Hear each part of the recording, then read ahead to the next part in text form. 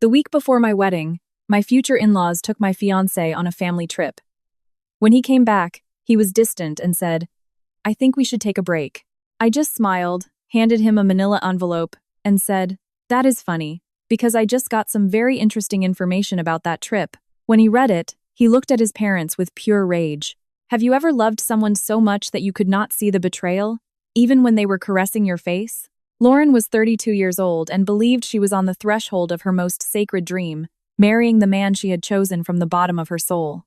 To many, Aiden was perfect. He was a renowned architect, the son of a wealthy old money family, always polite in public, with that exact smile that charmed everyone at high society gatherings, but which, behind closed doors, grew increasingly distant. Lauren, however, was not naive. She had learned to look into the silences, to read the pauses in a conversation, and to decipher what was left unsaid. She lived in Savannah, Georgia, in a small red brick apartment that smelled of lavender and fresh coffee. She was an interior designer, a self-made woman who had built her career from the ground up, without favors, without trust funds or inheritances. She was a woman who had it all, except the acceptance of her fiancé's family. The wedding was only 7 days away. The floral centerpieces were confirmed, the dress hung like a white promise in the closet, and messages from excited relatives kept pouring in. Everything seemed perfect, until Victoria called. "Aiden needs a breather before the big day," Victoria said over the phone, not even bothering to say hello. She had that highly educated voice, cold as porcelain, loaded with silent contempt. "We have decided to take him to Miami for just a few days. Nothing more." Lauren held the phone against her ear without responding. Her hands were shaking slightly. From day one, Victoria had looked at her as if evaluating whether or not it was worth investing time in getting to know her. And William, Aiden's father, barely spoke, unless it was to brag about corporate mergers or to complain about what he called the moral decay of today's youth. "Miami?" Lauren finally asked, holding back the bitterness. "A week before the wedding. Stress is not good for anyone, darling. And you, more than anyone, should know that. We do not want an exhausted groom at the altar, do we?" Victoria hung up without saying goodbye. Aiden arrived that night with his usual cautious smile, as if he already knew he had to soften the inevitable. "It will only be 3 days, he said as he draped his jacket over the back of the sofa. "My mom insisted, and you know how she is." "Yes, I know how she is. Manipulative, controlling, classist." Lauren said it bluntly. He frowned but did not interrupt her. "And you wanted to go too."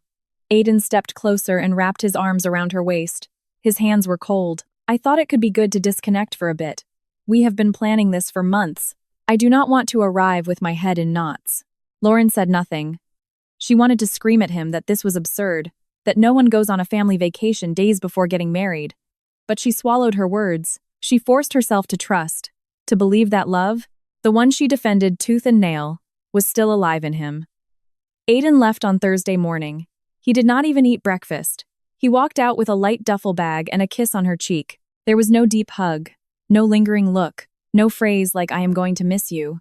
There was only a closing door, and a silence that dropped like a dead weight on Lauren's chest. Throughout that Thursday, she tried to keep herself busy.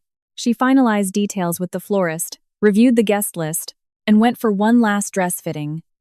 No one noticed her anxiety, that knot slowly growing like a shadow she could not ignore. Night fell, and with it came the first tear, one she did not even know the origin of. On Friday, she saw a photo Aiden posted on Instagram. It showed a view of the luxury resort, some drinks by the pool, and the caption, "Recharging before the big leap." There was no mention of her, no sign that he was about to get married. That night, she dreamed she was at the church, and Aiden never showed up. She woke up drenched in sweat, with the sheets tangled around her legs and a muffled scream trapped in her throat. On Saturday night, while she was trying to watch a movie to distract herself, her phone rang. It was a FaceTime call from Chloe, her best friend from college. Chloe lived in Miami, though by a twist of fate, they had both grown up on the exact same street as kids. Chloe was extroverted, explosive, and loyal to the extreme. "Is Aiden down there with you?" Lauren asked, trying to sound casual. "Listen to me very carefully," Chloe said, lowering her voice as she stepped away from what looked like a loud, upscale bar. "I am working, but I had to call you. Your beloved fiancé should not be in bed dreaming of you." "Why do you ask?" "Because I just saw him. He is in the VIP lounge of my bar with his parents and a blonde." A blonde in a mini dress and stilettos that look like lethal weapons. And honey, they are not having a family night out. Lauren froze. Are you sure? Absolutely sure? I saw her touch his leg. He kissed her on the cheek. Victoria and William are laughing like they are watching a scene from a romantic comedy. It is not normal, Lo. It is not normal. The call disconnected due to the background noise. Lauren dropped her phone on the coffee table. She felt the floor shift an inch beneath her feet. All that love, all that trust, had just shattered, just like that. She did not cry. She did not scream. She stood up, walked into the kitchen, grabbed a wine glass, filled it to the brim, and sat in the darkness of her living room. There, among the unlit lamps and her own ragged breathing, a decision planted itself inside her like a poisonous seed. She would not allow them to turn her into a victim or a fool. On Sunday morning, with the sun barely peeking through the blinds, she searched the internet for a private investigator in Miami. It was not the first time she had doubted Aiden's family, but she never thought it would come to this extreme. Still, something deep inside her knew she had to do it. She sent a message, explained her case, and when the investigator replied promptly, she gave the green light. Money did not matter. What was at stake was much bigger than that. While she waited for the initial reports, she recalled so many scenes she had silenced out of love. The time Victoria told her the table linens she picked were tacky. The disapproving look Victoria gave when Lauren mentioned her mother was a retired nurse. The times Aiden simply shrugged when she needed him to defend her. In just 3 days, her vision of love began to crack. On Monday afternoon, the first batch of photos arrived. Aiden with the blonde, walking through an art gallery. He was smiling, she was holding onto his arm. William was trailing behind like a bodyguard, and Victoria was walking ahead, as if the whole thing were a parade she had personally organized. Lauren's heart did not break, it hardened. This was no longer about a wedding, or even a betrayal. It was a mockery, a staged production planned by a family that always saw her as a passing phase in their son's life. That night, the detective confirmed the young woman's name, Caroline Abbott, 26 years old, occasional model. Nothing in her background indicated a previous relationship with Aiden, but there was a very clear connection to Victoria. They had crossed paths at a charity gala organized by Victoria herself 3 months ago in Coral Gables. Lauren printed every single image. She organized them into a sleek black binder, adding the emails, the dates, the locations. Nothing was left to chance. On Tuesday, as the sun disappeared behind the oak trees of Savannah, Lauren looked at herself in the mirror and said something she had never dared to utter. Maybe Aiden never loved me. He only tolerated me. And then the poisonous seed bloomed. It was not hate. It was something much purer. It was absolute clarity. No one who truly loves you allows their mother to play with their partner's dignity. On Wednesday night, she received a text from Aiden. Back tomorrow. I am dying to see you. She simply replied, I will be here. But in her mind, she was no longer planning a wedding. She was planning a trial, and no one would get away unpunished. The story was just beginning, and the first crack had already shown that behind the white dress and the promise at the altar hid a truth that hurt more than any infidelity. Being replaced before they even tell you they do not want you. Lauren woke up early, although she had not slept for more than 3 hours. Thoughts spun in her mind like a rusty Ferris wheel. Images of Aiden, the blonde, his hands holding a cocktail glass while she brushed against him under the table. Victoria's hollow laugh from the corner of the booth. Nothing was official yet. Nothing had been said out loud, but the truth was outlined like a shadow on the wall, cast by a candle that could no longer be blown out. The air in the apartment felt thick, almost polluted. She had left the black binder open on the dining table, as if she needed to see it upon waking to confirm it had not been a nightmare. Inside rested the first pieces of evidence sent by the private investigator.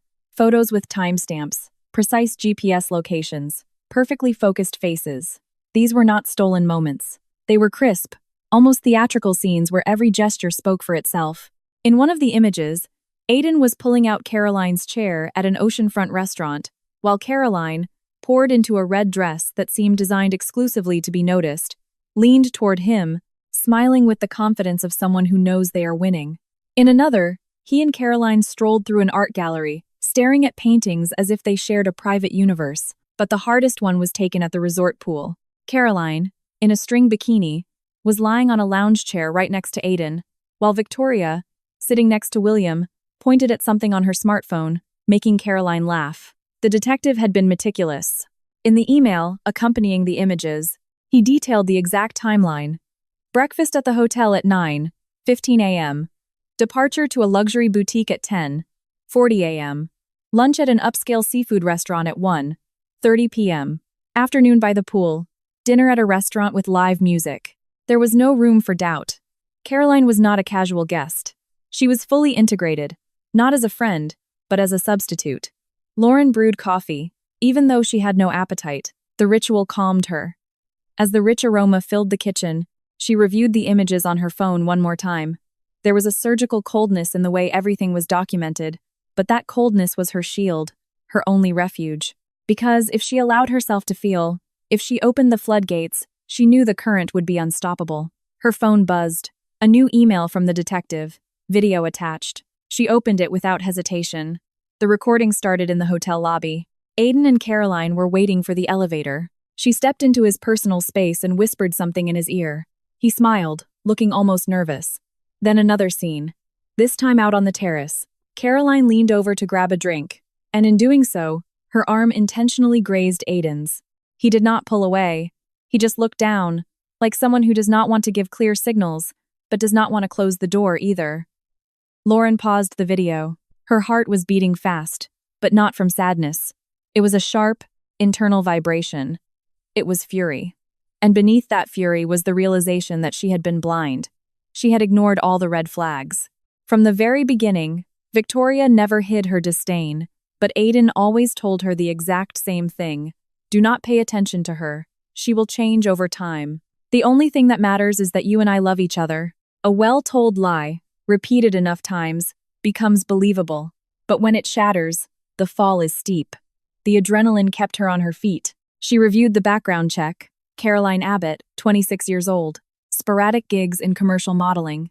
2 social media accounts set to private, but leaving a digital trail of attendance at high society charity events. In one of those events, just 3 months prior, Caroline appeared in a photo hugging Victoria, both holding champagne flutes against a backdrop of gold curtains and extravagant floral arrangements. Right then, she understood everything. Caroline had not been a random encounter. She had been handpicked. The phone rang again. This time it was Chloe. "Are you okay?" she asked as soon as Lauren answered. "What do you think?" There was a brief silence on the other end. Then Chloe's voice turned deadly serious. "I did not want to tell you before because I did not have hard proof. But now I have it confirmed." Caroline was on the guest list for Victoria's gala, one of those exclusive nights in Coral Gables. She runs in those circles out of pure convenience. She is not just some pretty girl they met at the bar. This was orchestrated. Lauren swallowed hard. "Do you think Aiden knew? If he did not know, he is an idiot. If he did know, it is even worse. I do not know which one I prefer." "I do," Chloe said firmly. "I prefer that he knew it, because if he did not know, it means he is so easily manipulated that he will drag you down with him forever. You cannot build a life with someone who does not even know how to defend himself from his own mother." Lauren hung up without responding. She looked at the photos again. The image of Victoria touching Caroline's shoulder, like someone presenting a future daughter-in-law, burned her skin. She thought about calling Aiden, demanding explanations, but she held back. What was the point of talking to someone who did not yet know he had been caught? She decided to wait, to let everything run its course. She knew they would return feeling confident, believing the show was still on, that the wedding would happen, and that their little scheme had remained safely hidden among mojitos, designer dresses, and whispered promises. It was not the time to cry. It was the time to look the enemy straight in the eye. The black binder was still open on the table, but now Lauren fed it with fresh printouts. Screenshots from the video, a copy of the hotel registry logs, an enlarged image of Victoria and Caroline at the charity event. Then she closed the binder, not to hide it, but to protect it. That binder was her salvation. On Thursday night, exactly as the clock struck 11:17 p.m., she received a text from Aiden. "Home now. Can I see you tomorrow? I missed you more than I imagined." Lauren read those words with narrowed eyes. Guilt, hypocrisy, absolute shamelessness. She did not know which emotion to pinpoint first, but she knew exactly what to reply. "Sure. Coffee at my place. 9 a.m. Short, direct. No heart emojis, no sweetness." The early morning hours dragged on, not out of anxiety, but out of preparation. She rehearsed every sentence in her mind, Every pause, every glare. She was not going to yell. She was not going to cry. She was not going to beg for explanations. She was going to lay out the truth like unrolling a scroll made of fire. The next morning, as the sun barely peeked through the window, Lauren brewed the most bitter dark roast coffee she owned. She left the binder on the table with a bookmark pointing to the very first page. She dressed in something neutral, neither too elegant nor too casual. She wanted to look like someone who had already made up her mind. Aiden arrived right on time. That surprised her. He was wearing a blue button-down shirt, unfastened at the collar, and a face that poorly faked tranquility. "God, I missed you," he said, walking in without waiting for an invitation. Lauren did not reply. She pointed to the dining table. "Coffee." "Sure." He sat down. He wrapped both hands around the mug, noticed the binder, but did not ask about it. The tension in the air was thick, but he seemed determined to ignore it. Until she spoke. "Did you have a good time in Miami?" Aiden nodded, taking a sip of his coffee. "Yeah. I rested. It was exactly what I needed." "And did Caroline rest too?" Aiden blinked. The mug trembled slightly in his hand. He placed it back on the saucer. "Caroline?" Lauren pushed the binder across the table toward him. "Open it." He did. The first photo was the one by the pool, then the luxury boutique, then the kiss on the cheek, then the printed video frames with the transcribed timestamps. As he flipped through the pages, the color drained from his face. He went from discomfort to bewilderment, to outright fear, until he finally looked up. "What is this?" "Evidence of the setup. Of the farce. Of how your family plotted to replace me without even having the decency to tell me." "I didn't," he stammered. "I did not know someone. That there were photos." "Is that really what worries you? That there are photos?" He slammed the binder shut. His expression was a whirlwind of confusion and shame. "Nothing happened. I swear to you. Caroline is just a friend. My mother." "Your mother hates me. I always knew that. What I did not know is that you have absolutely no respect for me either." Aiden stood up, paced across the living room, and ran his hands through his hair. "It wasn't like that. She insisted Caroline come along. She told me I needed to think. To really think if it was worth marrying you. After 3 years, after everything we have built," Lauren cut him off. "You sat next to her. You smiled at her. You shared dinners, laughs, even a romantic stroll through an art gallery. Are you going to stand there and tell me that is respect?" He did not know what to answer. At that exact moment, someone knocked on the door. Lauren walked over and pulled it open without asking who it was. Victoria and William strolled in as if they owned the real estate. "Are we interrupting?" Victoria asked, though she clearly did not wait for an answer. William stayed near the door, staring down at his smartphone. Victoria strutted toward the kitchen like she lived there. "We need to go over the floral arrangements. We cannot leave it for the last minute." When she saw the black binder on the table and Aiden looking utterly destroyed, she stopped in her tracks. "What is that?" Lauren said nothing. She simply watched as Victoria stepped closer, read the first page, then the second, then the third. Her face showed zero guilt, only pure annoyance. "Oh, please," Victoria scoffed. "You are overreacting. This is not what you think." Lauren crossed her arms. "It is not what I think, because it looks exactly like what it is. An ambush, a replacement strategy, a betrayal." Victoria sighed. She turned to Aiden. "Make her see reason. This does not have to ruin the wedding." Aiden did not speak. His silence was the heaviest blow. And in that silence, Lauren knew there was no turning back. She had uncovered the truth, and now she was the one holding all the cards. Because dignity, even when bruised, is never entirely lost. It simply waits for the right moment to roar. And that moment had arrived. The silence was so thick, you could feel it in your bones, as if the oxygen had been sucked out of the room the exact second Victoria realized she no longer controlled the narrative.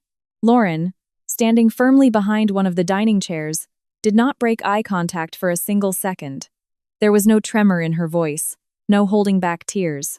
There was only the chilling calm of someone who had hit rock bottom and decided to climb back up on her own. Victoria closed the binder slowly, as if every glossy photo burned her fingertips. Her lips curled into a sneer of counterfeit pity. "This changes nothing," she said, using the tone reserved for a spoiled child. "It is perfectly normal to network and meet people before a wedding. Nothing in here proves that anything inappropriate happened." Aiden, still shell-shocked, stood frozen by the window.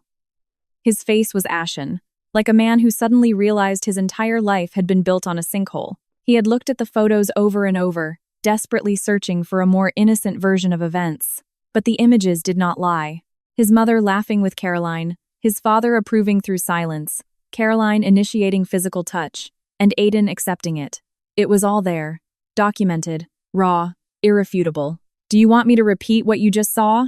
Lauren asked with dangerous composure. "Or would you prefer I cast the video onto the flat screen so we can all watch it together?" Victoria pivoted toward her, crossing her arms.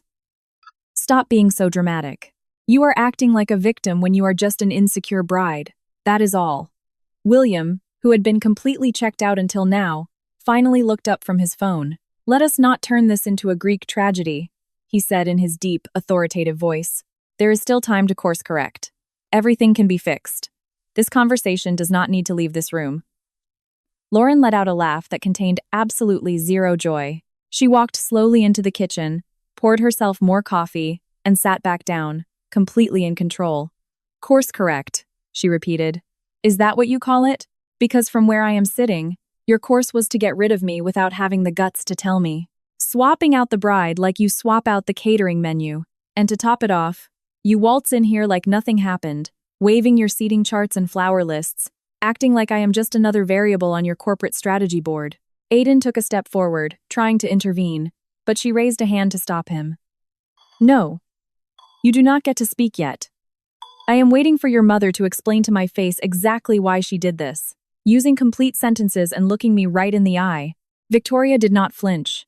She walked slowly to the table and sat directly across from Lauren. Her movements were elegant, calculated, as if even while crashing down, her main priority was maintaining perfect posture. "I will be perfectly frank with you," Victoria began. "You are not what we expected for Aiden. My son deserves a life that matches his pedigree, a partner who elevates him, not someone who drags him down into a world of mediocrity." Lauren did not even blink. Mediocrity. She said the word with the softest voice she had used all morning. "I have been working since I was 20. I paid for every single cent of my college tuition. I have designed high-end spaces that you probably could not even get a press pass to walk into. And despite all of that, I sat at your dinner table, I smiled at you, and I swallowed your endless insults because I foolishly believed your son's love was worth dealing with your poison." Victoria leaned forward. "It is not my fault that you confuse tolerance with acceptance. Putting up with you is not the same as loving you." Aiden snapped his head toward her. "Mom, please." She ignored him. "And Caroline." Victoria continued with a lopsided smirk. "Caroline understands what it means to live at this tier of society. She knows how to behave. She does not cause scenes. She does not talk back with sarcasm. And she does not." Victoria looked Lauren up and down with a hint of disgust.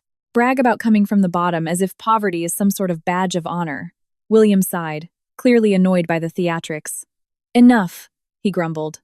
"This is not a competition between women. It was just a stress test. Nothing was consummated. There was no infidelity." Lauren nodded slowly. "A stress test. So, was this an exam? Or should we call it reality?" "Call it reality," Victoria corrected.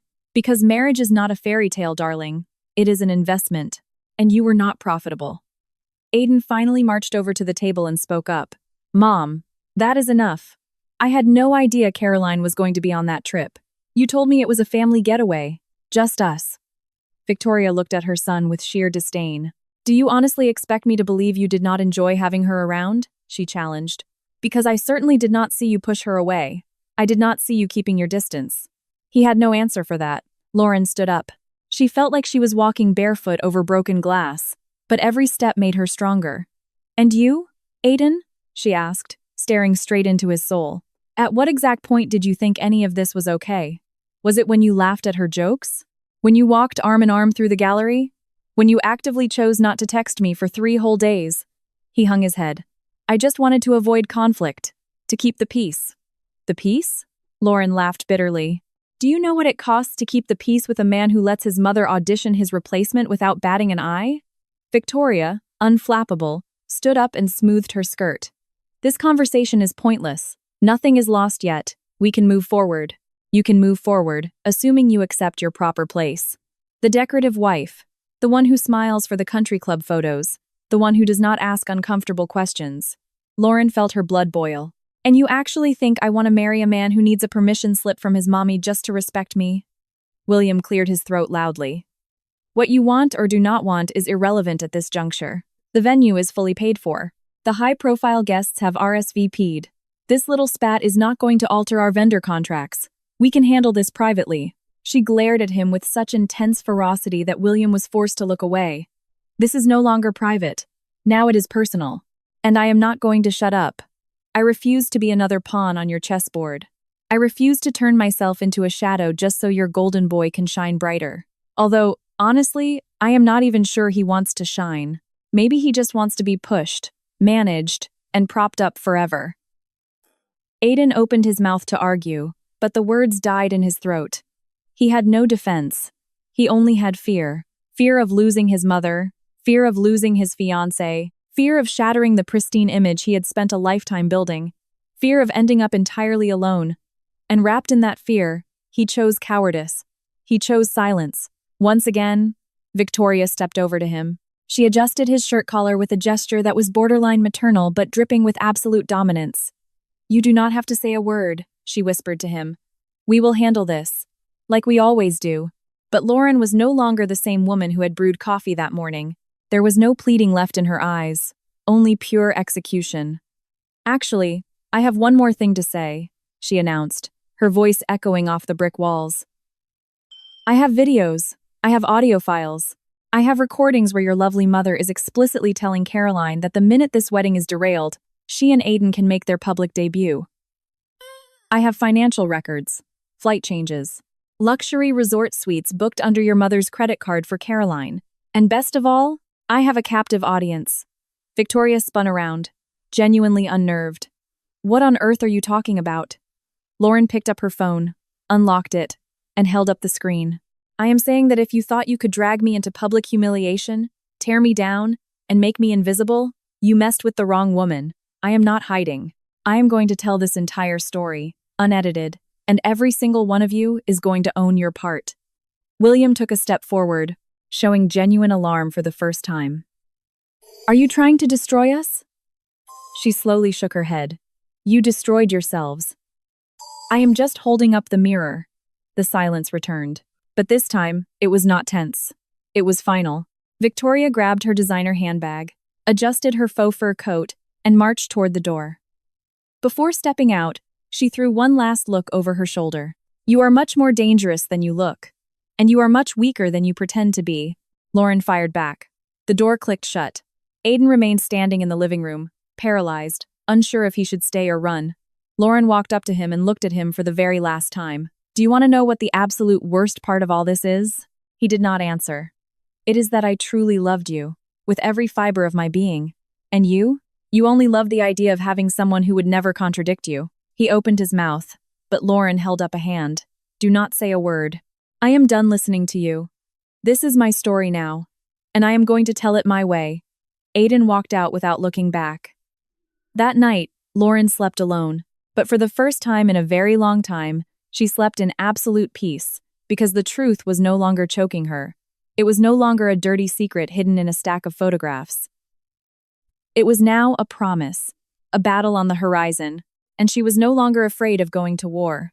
The morning after the confrontation brought no relief, only steel-plated determination.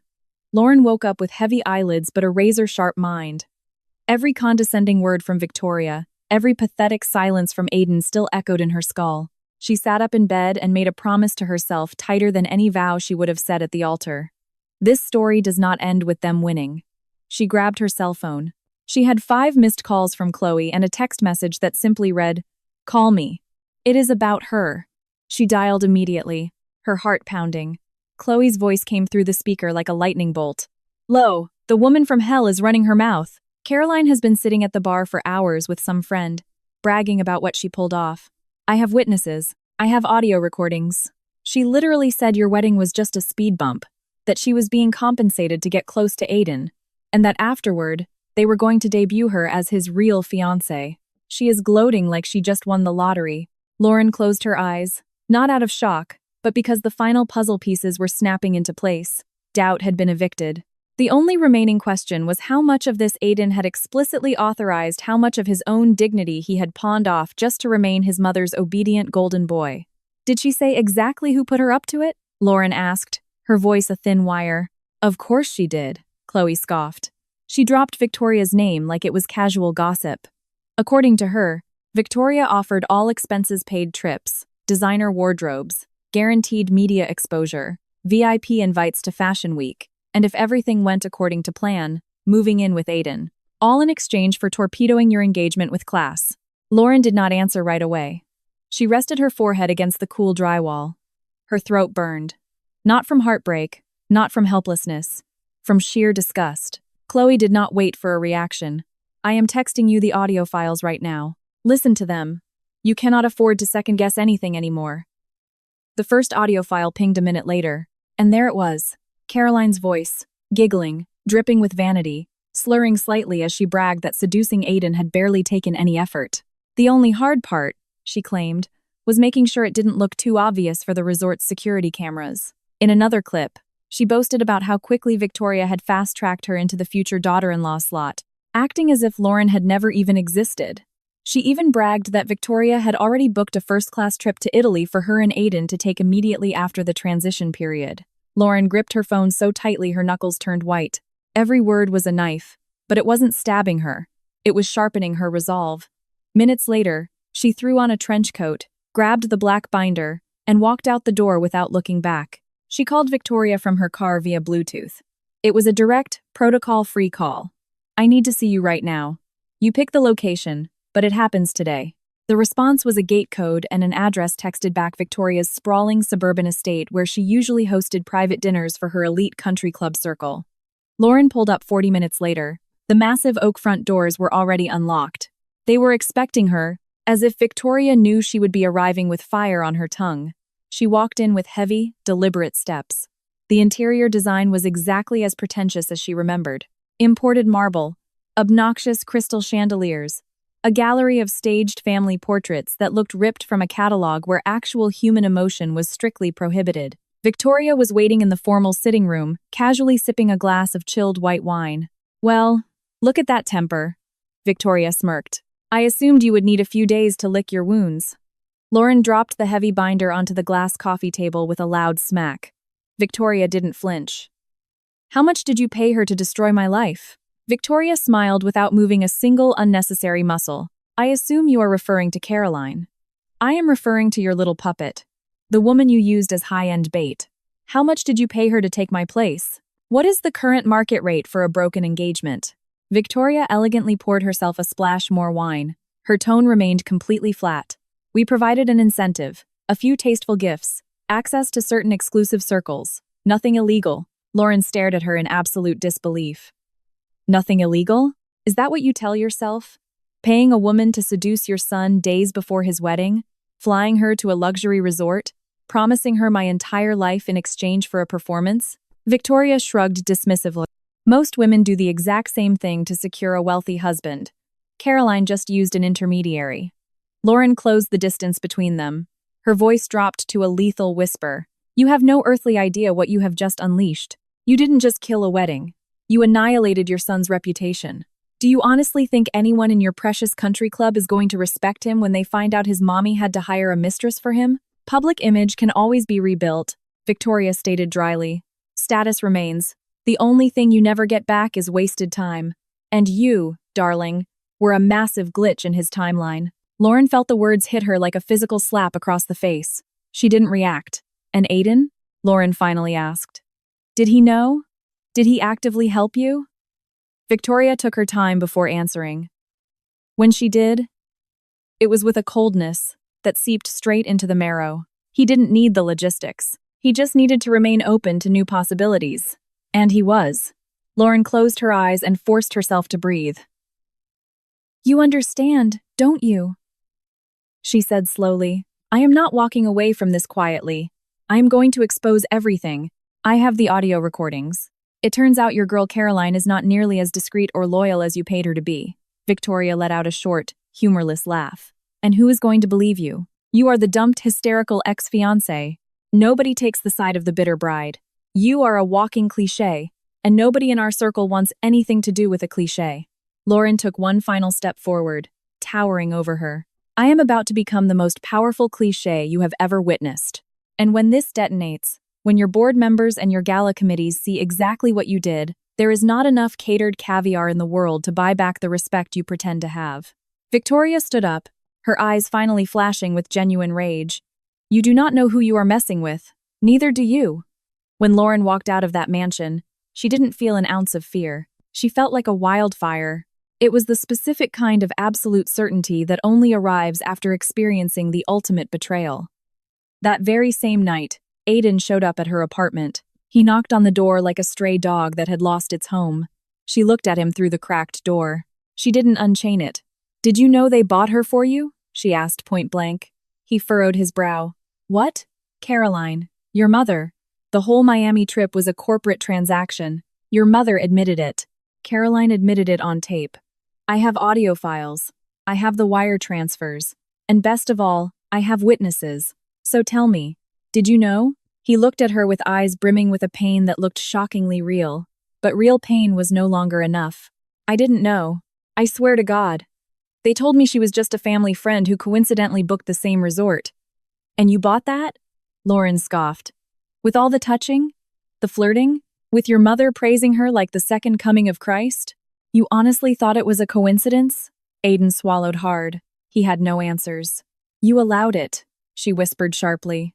You didn't need to plan the heist. It was enough that you left the vault door wide open. He looked down at his expensive shoes. He looked dirty, manipulated, a chess piece that never realized it was being played. I messed up, he choked out. I didn't know how to hit the brakes. Everything happened so fast. My mother has held my leash my entire life. She makes me feel like I owe her my very existence. And now you realize you just lost the only thing your trust fund couldn't buy, Lauren said. My respect. He reached through the crack in the door, trying to touch her hand. Lo, please. She yanked her hand back. Do not call me that. You lost the right to use that name. In that moment, Aiden finally understood he had lost her forever. And not just her. He had lost the carefully curated illusion of the man he thought he was. Staring back at him in the reflection of his own choices was a remarkably small, fragile, dependent man. A little boy trapped in a tailored suit, just another pawn on his mother's board. As he walked back down the brick-lined street, he felt something inside his chest physically snap. But the fracture wasn't new. It had just finally been exposed to the light. Lauren closed and locked the door. Not with sorrow, but with profound peace. She now possessed the absolute truth, and with truth comes leverage. Caroline was never the actual disease. She was just a symptom. The real virus was power disguised as family, blind obedience disguised as love, and terror disguised as loyalty. That night, Lauren didn't sleep a wink. But she wasn't crying. She was wide awake, drafting her final play. Because her story was far from over, and her next move was going to be aggressively public and entirely permanent. 2 days later, the upscale event venue smelled of fresh white roses and polished mahogany. Outside, the breeze gently swayed the floral garlands still clinging to the arbor where, in theory, Lauren and Aiden were supposed to promise each other forever. Inside, the audiovisual technicians moved swiftly, setting up the massive projector screen Lauren had demanded at the 11th hour. No one questioned the bizarre setup. The venue had been paid in full, and her calm, authoritative voice left absolutely no room for debate. Tara, her boss at the design firm and her fiercely loyal maid of honor, stood quietly by her side. She didn't say a word, but her mere presence was a fortress. Lauren had dressed in a sleek, tailored ivory pantsuit. No lace, no glittering embroidery, no veil, just clean, razor-sharp elegance, as if her very outfit was a declaration of war against everything they had tried to strip from her. At exactly 11:00 a.m., William was the first to arrive. He walked in with his usual arrogant stride, though his eyes darted around the empty chairs with obvious caution. Right behind him was Victoria, draped in a faux fur stole, clutching her designer handbag with the forced confidence of a woman who believes money can muzzle any scandal. Aiden walked in a few minutes later. He was dressed in a casual blazer and jeans, as if actively refusing to treat the moment with the gravity it deserved. He stopped dead in his tracks when he saw Lauren standing at the front next to the projector, his eyes flashing a mix of deep shame and devastating nostalgia. He didn't say hello. He didn't have the right to. And finally, Caroline made her entrance. She strutted through the double doors as if she were walking the red carpet at an awards show. She wore a tight, dangerously short white cocktail dress and cherry red lipstick. She walked straight to a table in the front row and sat down, crossing her legs, acting as if she fully expected to be the center of attention. Lauren observed the four of them without showing a single micro-expression of weakness. She picked up the remote control for the projector, clicked the first file, and turned to face them. As the massive screen lit up, the small, highly exclusive audience of traders sat in dead silence. The first slide was a high-resolution photo of Aiden and Caroline strolling through the Miami Art Gallery, leaning intimately into each other. Then came the waterfront restaurant, the poolside cabana, the hotel terrace. Victoria laughing uproariously while Caroline completely ignored William. The slideshow transitioned smoothly, edited perfectly, resembling a promotional video for a luxury family vacation, except this family explicitly excluded the bride. No one spoke. You couldn't even hear them breathing. Then, Lauren hit play on the audio file. It was the clip Chloe had recorded at the bar, crystal clear. Caroline's unmistakable, slightly intoxicated voice echoed off the venue's high ceilings. Victoria literally told me that if I could get Aiden into bed, the rest would take care of itself. She said the fiancé was just a tacky phase, that she needed a woman with actual class and pedigree to represent the family. She said if I played my part, I'd get the whole package. The zip code, the last name, the black card, and the ring. William physically recoiled in his chair. For the first time in her life, Victoria gulped nervously. Aiden stared a hole into the hardwood floor. Caroline, however, barely flinched. Lauren stepped out from behind the podium, paused the audio, and stared them down. Care to offer an explanation? Does anyone have anything to add to the official record? The silence cracked like a whip. Is the visual evidence not sufficient? Lauren pressed, her voice echoing. Watching your own mother auction off my spot at the altar to a stranger? Listening to that same stranger brag over cocktails about her shiny new employment contract? Victoria shot out of her chair. This is completely ridiculous. You took heavily edited audio completely out of context. Caroline casually uncrossed her legs and shrugged. No, she didn't. It's all true. I said every word of it. You offered me the gig. And honestly, Victoria, if you're going to throw me under the bus to save your country club reputation, you could at least admit I executed the job perfectly. Lauren raised an eyebrow, looking right at Caroline. Did she offer you anything besides 15 minutes of fame? Caroline smiled, a cold, unsettling grin. Oh, absolutely. She offered me leverage. Things Victoria desperately doesn't want the public to know. I'm not just some average catalog model with good measurements. Victoria hired me because she knew I had dirt on her, and she wanted to keep me close. Victoria's face drained of all color. William whipped his head toward his wife, his brow deeply furrowed. What the hell is she talking about? Caroline leaned back, enjoying the chaos. I'm talking to you, William, because it seems your lovely wife has kept you out of the loop. That elite donor network she runs? Those high society charity galas in Coral Gables? They aren't exactly philanthropic. Shell companies, bogus donations, moving money for people who don't want the IRS looking at their offshore accounts. I was at those private dinners. I saw the ledgers. I have screenshots, emails, and photos. And if I walk out of this room with a single scratch on my public image, I am driving straight to the FBI field office to become a federal informant. Victoria lunged a step forward, her eyes bloodshot with manic panic. Shut your mouth! Caroline stood up slowly, lazily smoothing out her white dress. Make me. Lauren stood motionless, watching the fallout. The pristine, untouchable empire was collapsing in front of her eyes like a sandcastle swallowed by a king tide. Victoria was no longer an impenetrable matriarch. She was a desperate criminal with dirty hands. William, visibly shell-shocked, was rapidly realizing his entire marriage was a fraudulent corporate merger built on lies and federal felonies. Aiden finally stood up. He walked toward Lauren, his eyes bloodshot and exhausted. This doesn't have to go any further. We can end this right here, in peace. You go your way, I go mine. Nobody needs to leak this to the press. She stared at him for a long, heavy moment. Do you want to know what the saddest part of this whole nightmare is? It is that at no point in this entire process was protecting me ever your priority.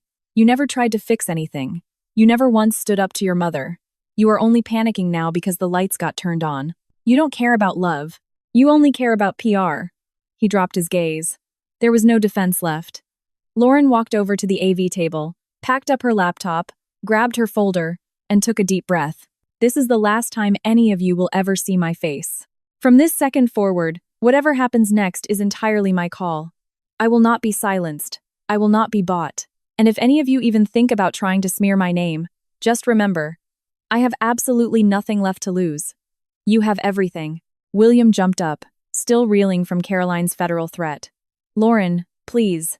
This cannot leave this room. Caroline let out a sharp laugh.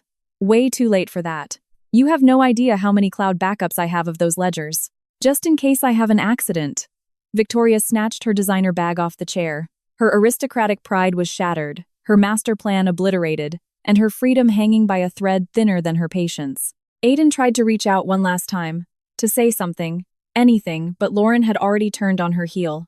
Tara immediately fell into step right behind her, neither of them looking back. When they pushed through the venue's double glass doors, the morning air hit their faces with violent, intoxicating liberation. Standing on the sidewalk, Tara let out a massive breath. I have never seen anything like that in my entire life. That was absolute perfection. Lauren looked at her best friend with total serenity. It wasn't revenge, it was the truth. And sometimes, the truth is the only thing left standing after you burn the house down. That night, Lauren didn't cry, nor did she pop champagne. She simply sat out on her apartment balcony with a glass of Cabernet, letting the quiet hum of the city act as her only companion. The war was over, but the best part was just beginning, because for the first time in her life, she was entirely free, and no one was ever going to take that away from her again. By the next morning, social media was burning like a gasoline fire. The exclusive event venue wasn't just the graveyard of a wedding, it was ground zero for a public takedown that no PR firm could spin. Chloe, armed with her sharp wit and relentless sense of justice, had anonymously leaked the audio files, the PI photos, and a detailed timeline to a prominent local journalist. She didn't do it out of petty revenge. She did it because the truth demanded daylight. The exposé dropped at 6:00 a.m. The headline read, "The Discarded Bride, High Society Farce Exposed." The article featured embedded audio of Victoria's illicit offers to Caroline, alongside a brutal, play-by-play narrative of the psychological ambush. The journalist, fully grasping the gravity of the scandal, used phrases like premeditated emotional sabotage, familial manipulation, and high-class bribery. The story spread like a digital plague, jumping from local Facebook community boards to trending Twitter threads, and eventually landing on regional morning news broadcasts. In less than 24 hours, the elite circles of Savannah and Miami weren't talking about a canceled wedding. They were talking about a quiet, devastatingly elegant victory. Victoria was the first to feel the guillotine drop. The embossed invitations to charity galas abruptly stopped arriving. The prestigious country club, terrified of an IRS audit regarding her donor networks, suspended her membership indefinitely, citing conduct unbecoming. One of her most trusted confidantes even posted a scathing subliminal tweet. "We all knew Victoria played with fire. I just never thought she'd use her own son as the kindling." William, buckling under the intense media scrutiny and the looming threat of federal subpoenas, packed his bags. He left Victoria for a 30-something executive at his firm, abandoning the theatrical facade of a marriage they had maintained for decades. He didn't leave quietly, either. He gave an exclusive interview to a business magazine, playing the martyr, claiming his wife's unchecked hubris and moral bankruptcy had forced his hand. Caroline tried to ride out the storm. During the first few hours of the leak, she aggressively posted old photos of her and Aiden on Instagram. In one shot from the Miami resort, she tagged the location and captioned it, "Committed." In another, she posted a photo of an empty velvet ring box, teasing that happy news was on the way. But the internet has a flawless bullshit detector. The comment sections became an absolute bloodbath. Users flooded her posts with comments like, "What's the hourly rate for ruining a woman's life?" And the clearance rack mistress who thought she was a queen. The relentless cyberbullying crushed her ego. She deleted her Twitter, deactivated her Instagram, changed her phone number, and vanished from the public eye completely. Aiden, meanwhile, became a ghost of himself. He took an indefinite leave of absence from his architecture firm. He stopped going out. He spent his days sitting in the luxury condo he was supposed to share with Lauren, staring blankly at the imported wallpaper, as if it held the answers to his failures. The guilt ate him alive from the inside out, but it was his physical body that collapsed first. It started with slight tremors in his hands. Then came the chronic fatigue. Then the episodes of intense muscle weakness. He went to a top-tier neurologist, assuming it was severe anxiety, stress, or the physical manifestation of rock bottom. But the MRI and genetic panels revealed something much more permanent. Aiden was diagnosed with ALS Lou Gehrig's disease. It was an aggressive, inherited genetic marker passed down from his father's bloodline, a medical reality that Victoria had secretly known about for years. It wasn't an immediate death sentence, but it was a progressive, devastating decline. Victoria had kept the medical history buried, obsessively controlling his environment, hand-picking his partners, and managing his stress, desperately praying the dormant gene would never activate. But biology doesn't care about NDAs or country club reputations. When Aiden got the devastating call from the doctor, he instinctively wanted to call his mother. He wanted to demand answers, to yell at her, and ultimately, to be held by her like the terrified little boy he still was. But Victoria's phone went straight to voicemail. She had spiraled into a catatonic depression. She locked herself inside her massive estate, drew all the blackout curtains, and let the world spin without her. Her aristocratic arrogance provided zero comfort when staring into the mirror of her own ruin. She was no longer an untouchable socialite. She was just a ghost wandering the echoing halls of a mansion in a silk robe, waiting for visitors who would never come. Lauren, on the other hand, chose absolute silence as her ultimate revenge. She declined every podcast request. She didn't post vague quotes on Instagram. She didn't respond to the thousands of direct messages from strangers calling her a hero. She simply went back to work. She restructured her design firm, threw herself into new blueprints, and allowed herself the luxury of walking downtown without having to stress over seating charts, fondant icing, or floral budgets. She started sleeping with the windows cracked open, letting the fresh air in. Most importantly, she looked in the mirror and recognized the woman staring back, entirely free of anger. It was during one of those crisp new mornings, with the Georgia sun spilling across her drafting table, that she received an unexpected email. There was no subject line, just a sender address, Caroline. Abbott01@gmail.com. The message was brief. It contained 0 apologies. I need help. Not for me. For my daughter. I have burned every bridge I had. I don't want her to pay for my greed. Please. Lauren hesitated. Not because she was holding on to petty grudges, but because she knew the limits of her own empathy. But something about that final plea struck a nerve. The image of an innocent child paying the brutal toll for a mother's reckless ambition pierced her heart. Lauren did her own quiet digging. The claim was entirely true. Caroline had a 7-year-old daughter who suffered from a severe, chronic respiratory disease requiring astronomically expensive treatments. Caroline had kept the child entirely hidden from the public, from her modeling agencies, and crucially, from Victoria. Lauren picked up her phone and called the top pediatric pulmonary center in the state. Using a corporate pseudonym, she requested a full case review and wired the necessary funds through an anonymous trust. She didn't want a tax write-off. She didn't want Caroline's gratitude. She just wanted to ensure that someone, anyone, made it out of this wreckage unscathed. Caroline never emailed back. She never said thank you. But weeks later, Lauren quietly confirmed through the hospital billing department that the little girl was receiving top-tier care. That was enough. Aiden tried to see her exactly twice. The first time, he showed up unannounced at her design studio. She told security not to let him pass the lobby. The second time, he mailed her a handwritten letter. It was agonizingly sincere. It was the writing of a broken man. He admitted his chronic cowardice.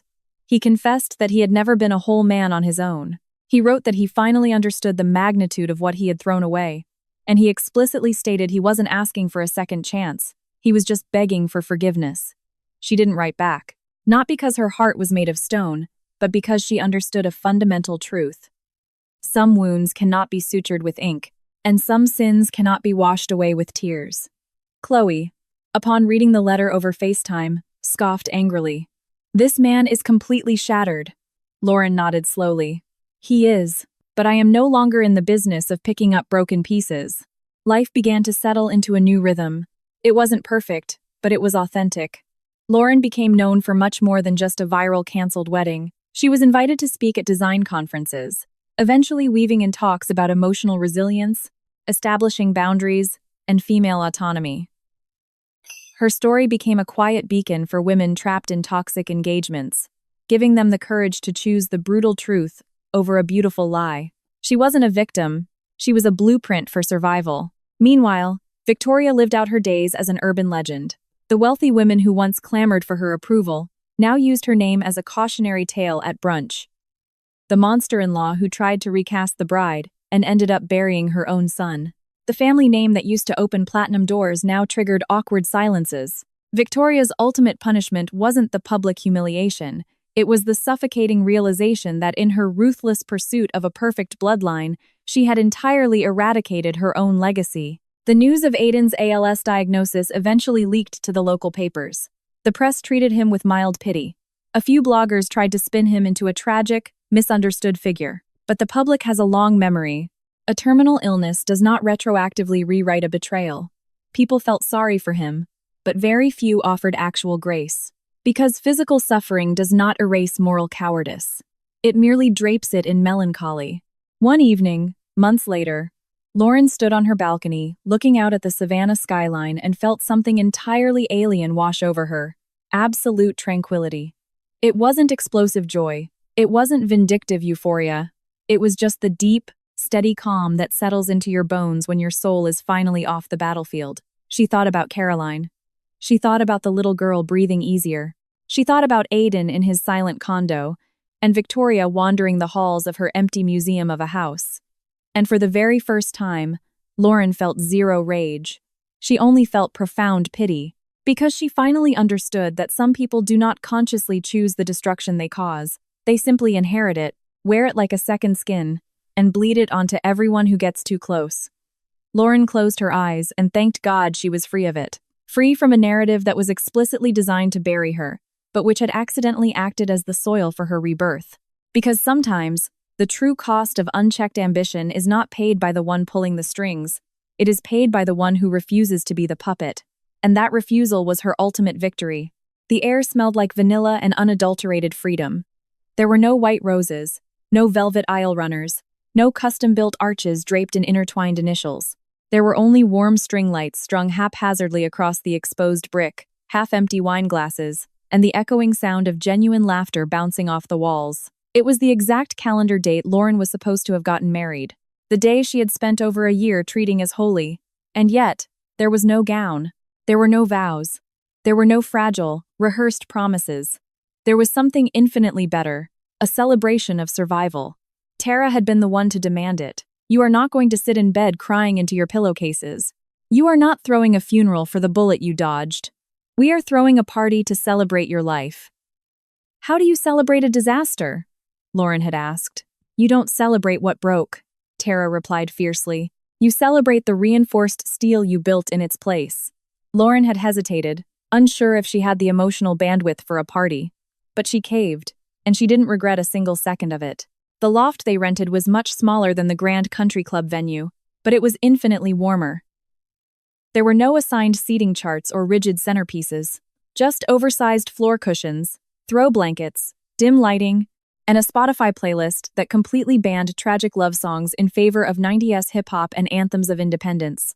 The original wedding cake, the massive, expensive, multi-tiered monstrosity, had been hauled out of the commercial freezer, placed on a low coffee table, and stabbed with a single sparkler candle. Someone had taken a tube of bright red icing and scrawled the word freedom aggressively across the flawless white fondant. Lauren didn't know who did it, but she laughed until her ribs ached when she saw it. The guest list was tiny. Only the real ones. The people who didn't awkwardly stop texting when her life went viral. Chloe flew in from Miami. Tara was pouring heavy drinks. There was her lead junior designer, and even the sweet elderly neighbor who always lent her sugar and never once asked why she was crying in the elevator 3 months ago. These were the people who had witnessed her at absolute rock bottom and treated her like absolute royalty anyway. Music blasted from a heavy-duty Bluetooth speaker. Tara was the first to commandeer the makeshift karaoke mic, aggressively butchering a TLC song with delightful off-key confidence. Chloe followed it up with a screaming rendition of a country breakup anthem, making everyone cry, laughing with her theatrical dance moves. Soon, the entire room was screaming pop ballads at the top of their lungs, getting every third lyric wrong. Lauren sat back on a velvet cushion and just watched them. She absorbed every single vibration in the room. She wasn't singing yet. She was just laughing. And deep inside her chest, she felt the last tiny shard of ice melt away, leaving the windows wide open to let the sun in. Much later, when the wine bottles were mostly empty and happy exhaustion began to settle over the room, Tara stood up, tapped a spoon against her glass, and asked for quiet. "I just want to say one thing," Tara began, her voice thick with expensive Cabernet and fierce loyalty. "This woman sitting right here, she didn't just save herself from a nightmare. She saved all of us. Because she taught us that saying no is the ultimate act of self-love. And that sometimes, the bravest thing you can possibly do isn't sticking to the itinerary. It's burning the entire map and drawing your own damn borders." The room erupted in applause. Lauren looked down at her hands. The tears finally came, but they were weightless, pure, unfiltered relief. At midnight, they gathered around the cake. Lauren grabbed the oversized silver cake knife, plunged it into the top tier without an ounce of ceremony, and hacked out the first slice. Nobody offered a traditional toast. Instead, Chloe raised her plastic cup high in the air and shouted, "To the endings that save our lives." Every glass in the room went up. Hours later, when the loft was mostly empty and the loud music had faded into soft acoustic guitar, Tara handed Lauren a plain white envelope. There was no name on it, no return address, just a blank seal. Lauren looked at it curiously, then slid her thumb under the flap. Inside was a single sheet of heavy cardstock. She recognized the handwriting instantly. "Lauren, I don't expect you to read this with an ounce of pity. I just need you to read it, because there are things I was too terrified to say when it mattered, and I know the door is permanently locked now. I was never brave, not with you, and definitely not with myself. I was raised to believe that obeying my mother was the definition of love, and I am only just realizing I was just hiding behind her to avoid becoming a real man. I never possessed your fire. It was the exact fire that made me fall desperately in love with you, and it was the same fire that made me run away. Because while you stood your ground and fought, I cowered in the shadows. I am so deeply sorry I didn't protect you. I am sorry I was complicit in the ambush, even if my only crime was silence. The doctors confirmed the ALS. My motor skills are already slipping. This letter took me 3 days to write, but I needed to force my hands to work long enough to tell you that when the dust settled and the empire collapsed, the only real, true, beautiful thing left in the rubble of my life was you. Do not forgive me. I don't deserve it. I just want you to live completely untethered. Do not carry a single ounce of my guilt in your suitcase. You didn't lose the game, Lauren. You broke out of the prison. I was the one who locked myself inside. If you ever happen to think of me, I hope it is without hatred. Because even wrapped in my pathetic cowardice, I truly loved you. It was a twisted, broken, insufficient love. But it was real. Aiden. Lauren pressed her thumb against the ink. She didn't cry. She just took a long, deep breath. Tara walked over, glanced at the letter over Lauren's shoulder, and asked softly, "Are you okay?" Lauren nodded slowly. "He wasn't an evil man," she whispered. "He just had no idea how to be a good man without holding someone's hand. And the hand he chose to hold ended up leading him off a cliff." She folded the letter and slipped it into her purse, not to cherish it, but to archive it as the final punctuation mark on a closed chapter. The weeks that followed slipped by smoothly. Lauren's viral saga faded from the chaotic news cycle and settled into local legend. She became an archetype, a story women whispered to each other over coffee or shared in group chats. The woman who saved her own life by saying no. Lauren poured her soul into her firm. She started taking pro bono interior design projects, redesigning the living spaces of local domestic abuse shelters, teaching women how to reclaim their physical environments. She traveled on weekends, hiked longer trails, and dreamed in entirely new colors. One Saturday morning, while strolling through a busy downtown farmer's market, she stopped near a vendor selling handmade children's toys. A little girl, no older than 5, was crying on the pavement because her plastic princess crown had fallen off her head and snapped in two. Lauren knelt down, picked up the 2 pieces, gently clicked the plastic back together, and placed it softly back on the little girl's head. "Is that better?" Lauren asked warmly. The little girl sniffled, nodded, and wiped her eyes. "You look like a princess," the girl whispered, staring at Lauren's elegant coat. Lauren smiled, a genuine, radiant smile. "I'm something much better. I'm free." And as the little girl ran off to show her mother the fixed crown, Lauren stood up and looked up at the endless blue sky. She wasn't looking for signs or desperately praying for a magical future. She was just overwhelmingly grateful. She had finally learned that there is a kind of love that rescues you, and a kind of love that destroys you. But the only love guaranteed to never walk out the door is the love you build for yourself. And that was the love she chose, for the rest of her life. If you enjoyed this story, I invite you to leave a comment below letting me know how it made you feel. If you have ever gone through a similar situation of betrayal, I would love for you to share your valuable perspective. Remember to tell me which city you are watching this video from. I would be incredibly honored if you leave a like, share this video with a friend or family member, and subscribe to the channel. Do not miss the next surprising story that is popping up on your screen right now. We have guaranteed entertainment crafted exclusively for you.